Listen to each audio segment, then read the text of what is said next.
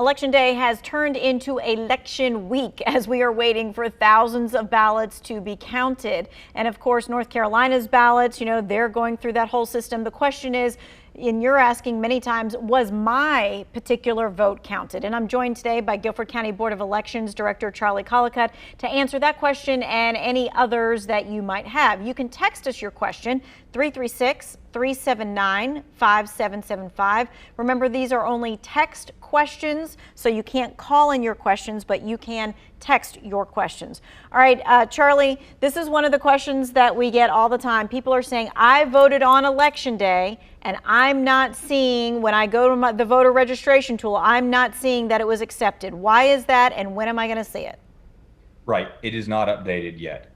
When you vote on Election Day, that is a manual process of logging all that voter history. It'll go up at the end of the week once we know that we've got all the votes and all the voters accounted for. So at the end of next week, after Canvass, that's when we should have all that Election Day data uploaded. All right, speaking of the Canvass, a lot of people at home are like, why is it taking so long to make the votes official? But it's like this every single year. So let's talk about what the Canvass is.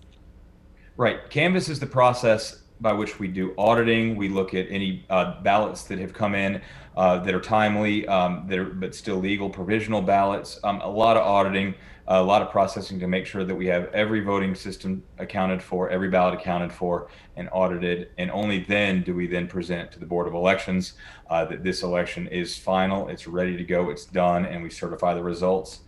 This year, it's going to be November 13th. All right, November 13th for the counties, and then all of your numbers and tabulations go to the state, and then they do their own canvass about November 24th, correct? That's right. That's right. And then, in the meantime, we can do recounts and deal with other maybe protest issues like that before the state will certify it. Okay. Someone is asking about voter fraud. They're saying, how often do you get voter fraud reports in, like this year versus on average? And are most of these claims substantiated or unsubstantiated? We get a handful every election, and I would say that they're somewhat unsubstantiated. We do get instances where sometimes people may take an elderly person to go vote and then try to go get them to vote again. We do see that every once in a while, more accidental than anything, but real intent, malicious intent, voter fraud, we don't see that often. And when we do hear about it, often we can't find the person, or nobody will really tell us, or they want to do it anonymously, and it's just hard to substantiate at that point.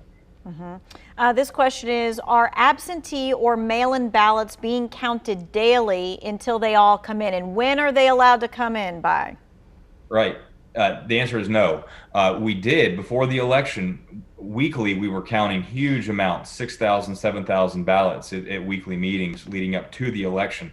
But now that the election has occurred, we are not counting them daily. We are accruing them. They're locked away. We're making sure that they're timely, and we will count them on Thursday, November 12th. And maybe you can explain that about why you're counting them on November 12th and you're not counting them daily. Right, because in North Carolina, there's kind of a two-pronged approach we have to do with these ballots. One, they've got to be postmarked by Election Day, and then two, they've got to be received by November 12th. So instead of doing these small little chunks every day, what we do in North Carolina is wait till we've accrued a large amount of them to make sure that they are not deficient and that they're timely, and then we'll count them all on that Thursday. All right, this person is asking, again, this is part of the fraud questions. Have there been any instances where a deceased person has cast a vote in this election? How do you catch that? Right, well, we have had that especially with by mail voting, so we do catch it. So we've had people that when they were alive, they cast an absentee ballot or voted early, and then subsequently they do die. And we get that because we do get this information very quickly, and despite what some people think, we do get this updated quickly, and we can identify who has died. And we get flags in our system. Our records can tell us, okay, no, here's a valid ballot cast, but then a removed voter, removed deceased voter. So there's a process for the Board of Elections to then determine that and remove that ballot from the tabulation. All right, but what about if, I think they're also getting to this as a follow-up of, you hear about dead people being able to vote all the time and not being taken off the rolls and someone else voting in their place. What kind of safeguards are in place? Well, there's two main safeguards. One, we're pretty on top of the data that we get from either the Register of Deeds or Department of Health and Human Services when people do die. We can update our records very quickly for election day. But obviously, as you approach election day, it can be harder to get that true data entered into our system. So then, just like for any other voter, when you go to vote, you have to say your name and your address out loud in a room full of people, that may know you, that they may know the deceased person. And so somebody to pull that kind of fraud off would have to weigh that decision on whether the risk reward of saying their name and address out loud. And that's what we have in North Carolina. Okay. This person is asking, can I see a transcript of my vote?